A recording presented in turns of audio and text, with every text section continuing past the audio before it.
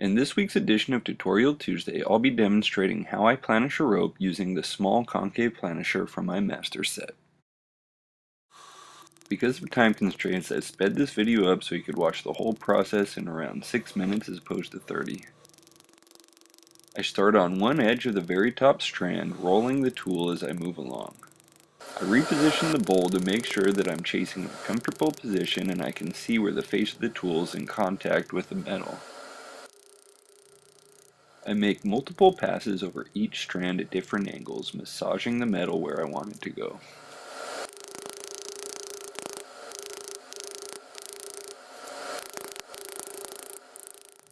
As I start and end each strand, the tool is at a fairly drastic angle, always pushing to what would be the center of the rope to give it an appearance of wrapping under itself.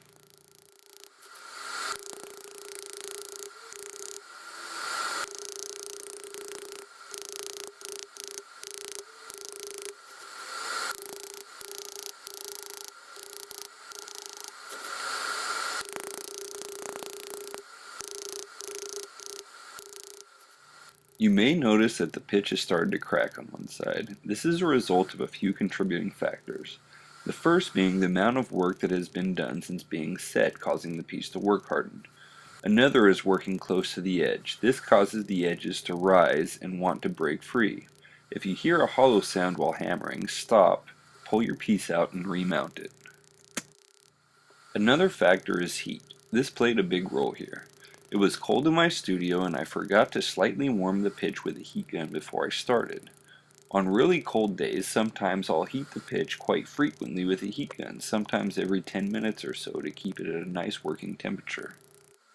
Neither of these will be necessary here as my piece is still solid underneath and it's not too cold to where I feel that my piece is going to pop up.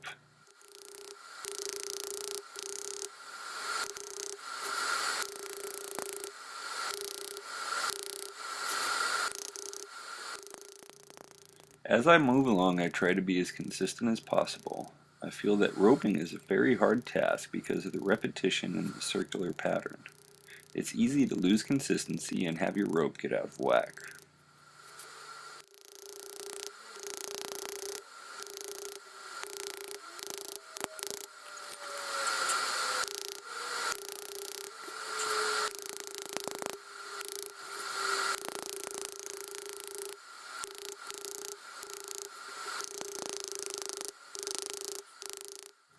As the hammering on this piece is coming to an end, you've probably noticed that a lot of hammer strokes are required in this art. This causes the artist to become very intimate with their chasing hammers, which leads me into the subject of the next series of tutorials. In the next series, I make a set of Damascus chasing hammers from scratch with the help of the award-winning bladesmith Dave Lish.